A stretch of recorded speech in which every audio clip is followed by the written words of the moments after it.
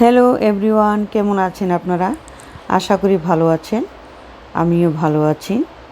আজকে আমি দেখতে পাচ্ছেন অনেক মরিচ গাছ থেকে উঠিয়েছি। ছোট্ট একটি গাছ লাগানো হয়েছিল, মাত্র $4 দিয়ে গাছটি কিনে আনা হয়েছে। আর গাছ 2টি বা 3টি পাতা ছিল গাছে। ছোট্ট একটি গাছ এনেছিলাম। ওই গাছটা এখন বেশ বড় হয়েছে আর অনেক মরিচ ধরেছে, যা বলার মতো না।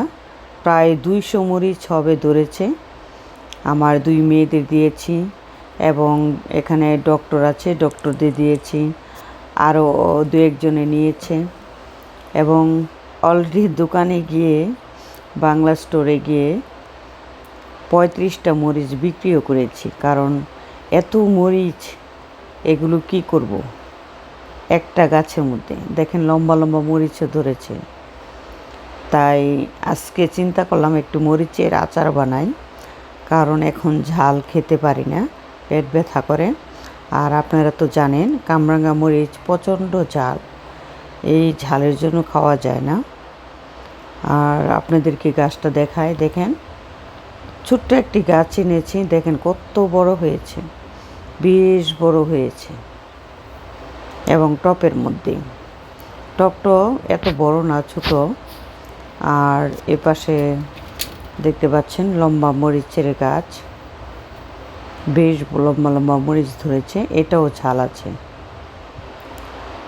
তো এখন তো শীত এসে যাবে, আর বেশি দেরি নেই, তাই মরিচগুলো উঠিয়ে ফেললাম, একটু আচার বানাবো।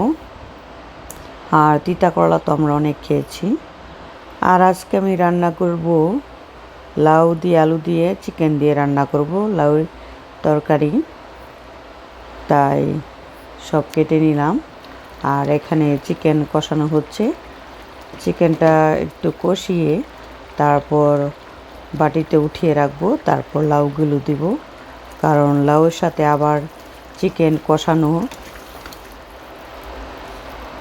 হলে অনেক মাংসটা গলে যাবে। তাই অল্প একটু মাংস কষাইয়ে তারপর উঠিয়ে রাখবো।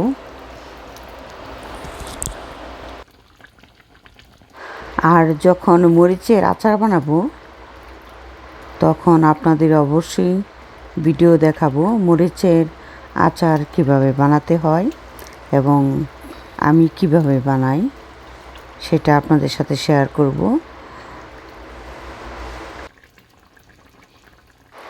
আর দেখতে পাচ্ছেন চিকেন এখন আমি একটি বাটিতে উঠিয়ে রেখেছি অল্প কষানোর পর। কারণ আবার যদি লাউয়ের সাথে একসাথে কষানো হয় তাহলে চিকেনগুলো বেশি গলে যাবে, তাই একটু উঠিয়ে রাখলাম। এখন লাউ অ্যাড করে দিয়েছি, লাউ এবং আলু একটু কষানোর পর তারপর চিকেন দিয়ে দেব।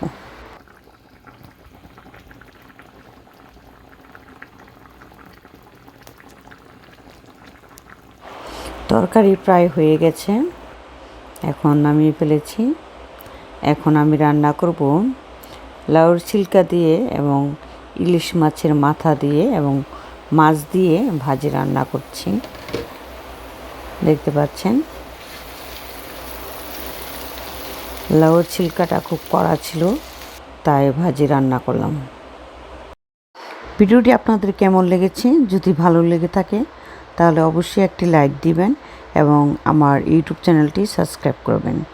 Thank you. প্লিজ একটু শেয়ার করে দিবেন।